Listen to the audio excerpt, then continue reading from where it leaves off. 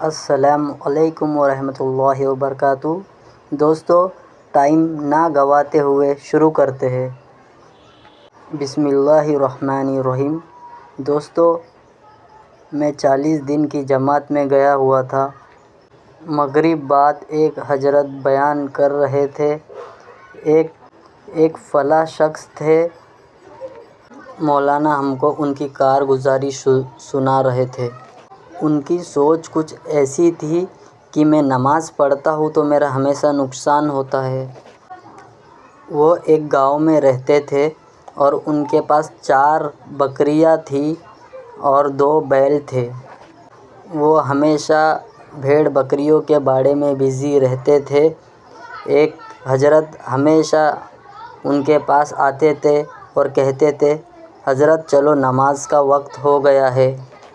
تو وہ شخص ان کو گالیاں دے کے بھگاتے تھے، جا میں نماز نہیں پڑھتا، میں نماز پڑھتا ہوں تو میرا نقصان ہوتا ہے۔ پھر وہ حضرت آگے بڑھ جاتے تھے اور وہ شخص اپنے کام میں مشغول ہو جاتے تھے۔ پھر اچانک ان کے من میں خیال آتا ہے کہ نماز پڑھ ہی لیتا ہوں، شاید اس بار میرا نقصان نہ ہو۔ پھر وہ فلاں شخص نماز پڑھنے چلے جاتے تھے اور نماز سے فارغ ہو کر اپنے باڑے میں پھر سے آتے تھے تو ان کی ایک بکری مری ہوئی پاتے تھے۔ پھر من ہی من میں کہتے ہیں، اس لیے میں نماز نہیں پڑھتا ہوں، میں نماز پڑھتا ہوں تو میرا نقصان ہوتا ہے۔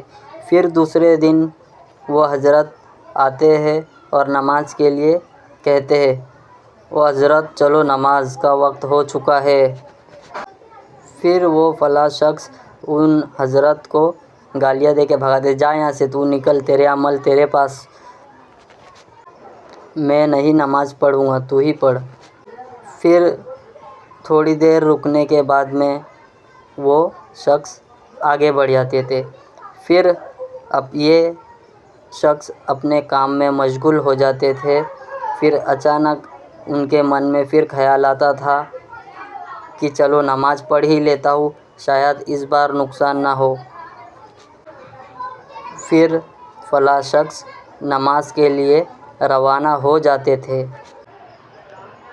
پھر نماز سے فارغ ہو کر آتے تھے، دیکھتے تھے اپنے باڑے میں تو ان کی 2 بکری پھر مر جاتی تھی۔ پھر غصہ ہو کر اللہ سے روٹھ کر بیٹھ جاتے تھے۔ اب پھر من میں ارادہ کرتے تھے کہ اب تو نماز نہیں جاؤں گا۔ پھر اپنا ارادہ بھلا کر نماز چلے جاتے تھے۔ اب حضرت کے پاس 1 بکری اور 2 بیل ہی بچی ہے۔ نماز چلے جاتے تھے اپنا ارادہ بھلا کر، پھر آ کر دیکھتے تھے تو ان کا 1 بیل مر جاتا تھا۔ پھر وہ فلاں شخص بھی ان کو نماز کے لیے بلانے نہیں آتا تھا اور اس بار ان کی نیت پکی ہو گئی تھی، اب کبھی نماز نہیں پڑھوں گا۔ پر پھر ایک بار اپنا ارادہ توڑ کر نماز چلے گئے۔